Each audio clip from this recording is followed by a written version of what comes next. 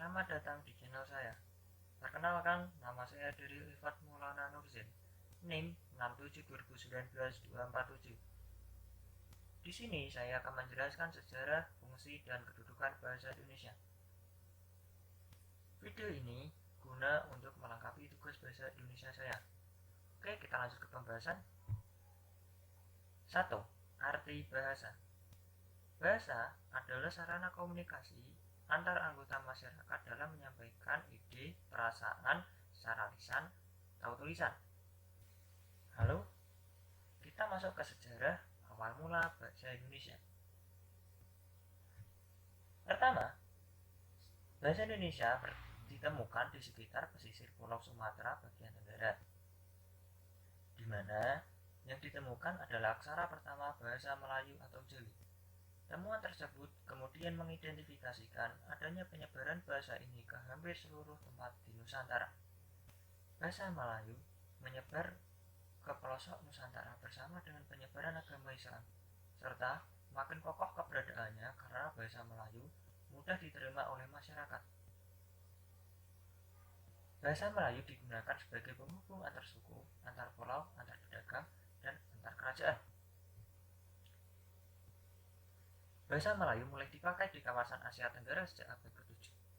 Bukti-bukti tersebut adalah 1.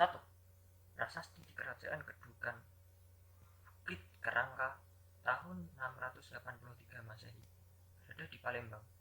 Yang kedua, ada prasasti Talang Tuwuk Berangka tahun 684 Masehi di Palembang. Yang ketiga, prasasti Kota Kapur Berangka tahun 686 Masehi di Bukit Barat. Lalu yang terakhir, prasasti Karangbirahi Berangka tahun 688 Masehi di Jambi. Prasasti itu semua bertuliskan huruf Pranagari berbahasa Melayu kuno. Perkembangan bahasa Melayu di wilayah Nusantara mempengaruhi dan mendorong tumbuhnya rasa persaudaraan dan rasa persatuan bangsa Indonesia. Oleh karena itu, para pemuda Indonesia yang tergabung dalam perkumpulan pergerakan secara sadar mengangkat bahasa Melayu menjadi bahasa Indonesia dan menjadi bahasa persatuan untuk seluruh bangsa Indonesia. Pada saat itu ada peristiwa Sumpah Pemuda pada tanggal 28 Oktober 1928. Setelah ada Sumpah Pemuda, dia diakui secara sosiologis. Lalu pada tanggal 18 Agustus 1945, setelah proklamasi, bahasa Indonesia diakui secara yuridis. Kesimpulannya dari sejarah bahasa Indonesia adalah 1. Secara sosiologis lahir pada 28 Oktober 1928, secara yuridis lahir pada 18 Agustus 1945. Lalu bahasa Melayu diangkat menjadi bahasa Indonesia karena bahasa Melayu telah digunakan sebagai bahasa pergaulan atau lingua franca di Nusantara, dan bahasa Melayu sangat sederhana dan mudah dipelajari serta tidak memiliki tingkat bahasa. Oke, kita ke fungsi bahasa Indonesia. 4 fungsi bahasa Indonesia. Yang pertama, fungsi ekspresi dalam bahasa. Apa itu? Menarik perhatian orang lain secara persuasif atau provokatif. 2. Membebaskan diri dari semua tekanan dalam diri seperti emosi. Yang ketiga, melatih diri untuk menyampaikan suatu ide yang baik. Yang keempat, ada menunjukkan keberanian. Lalu ada fungsi komunikasi. Fungsi komunikasi merupakan fungsi bahasa yang kedua setelah fungsi ekspresi. Maksudnya, komunikasi tidak akan terwujud tanpa dimulai dengan ekspresi diri.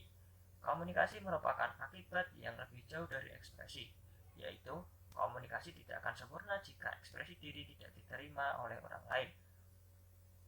Yang ketiga, ada fungsi integrasi dan adaptasi.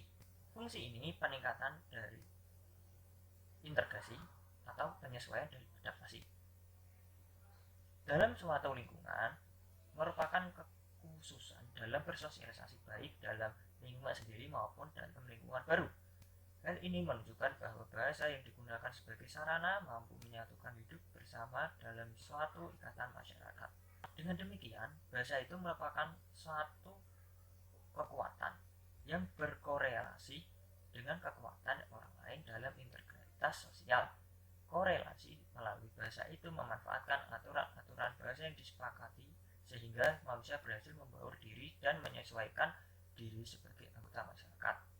Lalu ada fungsi kontrol sosial. Fungsi kontrol sosial mempengaruhi perilaku dan tindakan orang dalam bermasyarakat, sehingga seseorang itu terlibat dalam komunikasi dan dapat saling memahami. Oke, kita masuk ke kedudukan bahasa Indonesia. Ada 4 kedudukan bahasa Indonesia. Yang pertama, kedudukan sebagai bahasa persatuan.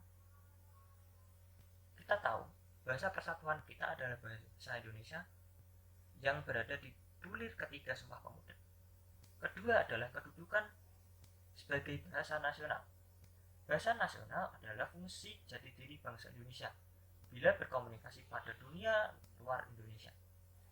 Fungsi bahasa nasional ini adalah 1. Lambang kebangsaan bangsa Indonesia. 2. Identitas nasional di mata internasional. 3. Sarana hubungan antar warga, antar daerah, dan antar budaya. 4. Pemersatu lapisan masyarakat, baik sosial, budaya, suku bangsa, dan bahasa. Yang ketiga, kedudukan sebagai bahasa negara.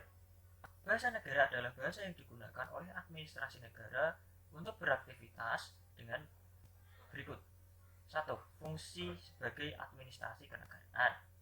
Kedua, sebagai pengantar resmi belajar di sekolah dan perguruan tinggi. Yang ketiga, perencanaan dan pelaksanaan pembangunan negara Indonesia sebagai negara berkembang. Lalu ada sebagai bahasa resmi kebudayaan dan ilmu teknologi. Lalu di sini ada kedudukan sebagai bahasa baku. Bahasa baku merupakan bahasa yang digunakan dalam pertemuan yang resmi atau sangat resmi. Fungsi bahasa baku adalah pemersatu sosial, budaya, dan bahasa, penanda kepribadian bersuara dan berkomunikasi, penambahan kewibawaan sebagai pejabat dan intelektual, penanda acuan ilmiah dan penulisan ilmiah. Sekian dari saya dan terima kasih.